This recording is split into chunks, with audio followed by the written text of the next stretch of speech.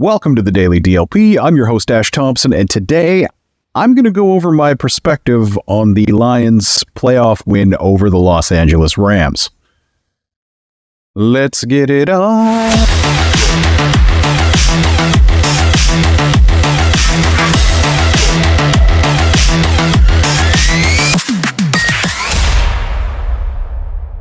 Okay, so here's a brief list of things that have come into existence since the last time I felt this way. Text messages, Sony PlayStation and Microsoft Xbox, Amazon, mass-produced cell phones, Google, web browsers that could display images of all things, cloning, email, drones, electric cars, flat-screen televisions, or monitors, depending on what brand of nerd you are. The International Space Station, Facebook, Twitter, Instagram, TikTok, social media, YouTube, podcasts, like my dad still doesn't understand what this is, the iPhone, cryptocurrency, self-driving cars, Intel chipsets, Bluetooth, DVDs, then Blu-rays, then streaming, Airbnb, Uber, Fitbits, targeted advertising, deepfakes, VR headsets, crowdfunding, which of course you can engage in by supporting the podcast. For only $5 a month, you can join the crew and be part of the playoff run, or the playoff fun, whichever you'd prefer. The off-season chat, and you can share space with other folks who don't want to have to deal with all of the really fun people on various social media platforms who are completely reasonable and don't hate their lives. Anyway, back to my point. My point is that the world I live in now is fundamentally different from the one that I lived in then. I wasn't even in high school. I was skating around my hometown without a care in the world, and yes, I know I'm Canadian, but no, I'm not talking about ice skates. Had my Adrian Domain deck, grip tape torn into something vaguely resembling the Powell Peralta rip tapes you can buy now for $15. My legendarily thick flow in the form of the greatest hockey hair that's ever graced God's green earth. Or, if the distances were a little farther out, my sweet Mongoose BMX would get me to where I needed to go. No helmets, no cell phones, no checking in, just a mandate to be back before the sun went down on Friday and Saturday nights. I had social studies class with Mr. Richter, science class with Mr. Kyle, and I was just learning to play the guitar. Nevermind, Tupacalypse Now, Hack-Tongue Baby, Passion in Warfare, Bad Motor Finger, Low End Theory, De La Soul is Dead, Blood Sugar Sex Magic, Apocalypse 91, The Black Album, Used Your Illusion 1 and 2, and No More Tears were sitting on my CD shelf, freshly purchased during the season after my summer job got me enough money to finally buy a Sony Discman. And you know what? Yesterday, for just a moment, I got a feeling of how awesome that was back. That's my perspective on the game. And here are the facts about the game I found interesting. The Lions didn't have the leading passer, leading rusher, or leading receiver in this game, but they did have the leading punter. And they won. So thank you, Jack Fox, for your service. Sam Laporta only had 3 catches for 14 yards, but one of those catches was the Lions' only passing touchdown. Aiden Hutchinson carried the defense on his back with a pass rush win rate of nearly 40% on the day. And judging by the post-game presser, he was having issues breathing from congestion, undoubtedly the entire game.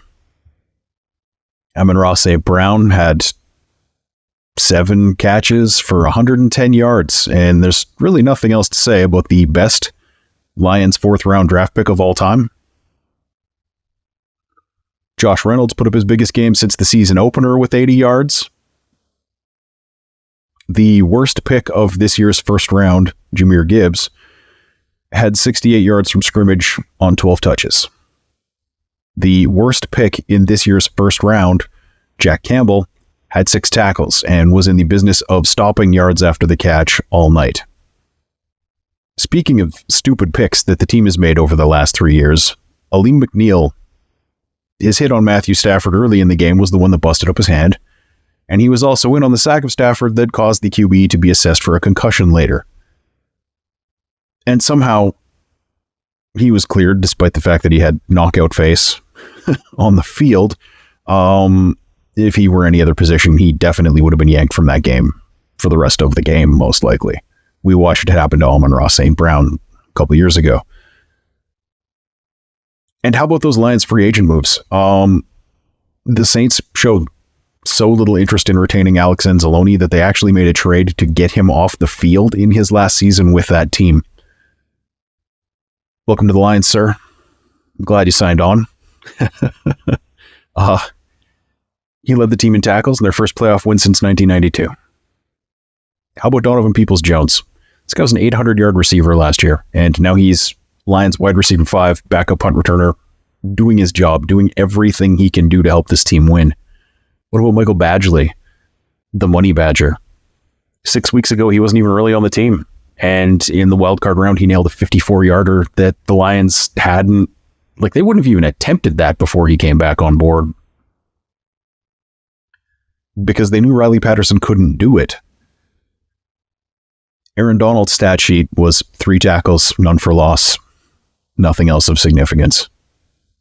The Lions gave up another huge game to a receiver who's having a great season, Puka Nacua, 181 yards. But on the other hand, Cooper Kupp had 27, and the target difference was only that Cooper Kupp had 1 fewer target. But the real MVP of this game was the Ford Field crowd. The Lions kneeled out the last 2 minutes of the fourth quarter, and you guys did that. The Rams had to spend 2 timeouts to avoid delay of game penalties due to crowd noise. And that was in the second half, while the Lions weren't exactly rolling. But the Lions faithful had a job to do, and they did it. It was also pretty clear that it bothered Matthew Stafford that he got booed in his return to Ford Field. And I cannot express how glad I was to see the overly hostile environment that Ford Field has become, extending to a guy that frankly was our ride or die hero until he decided he didn't want to be anymore. Any tiny little edge matters in a game that was this tight.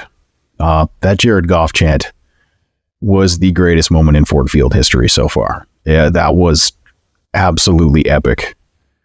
This was the reason Jalen Reeves-Maybin came back. This is the reason Graham Glasgow came back. DeAndre Levy was in the house. Golden Tate, Nate Burleson, Kerryon Johnson, and so many others were there. This one was for them too.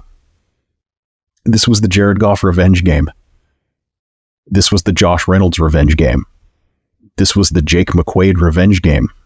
This was Brad Johnson showing that showing his teacher that he is now the master.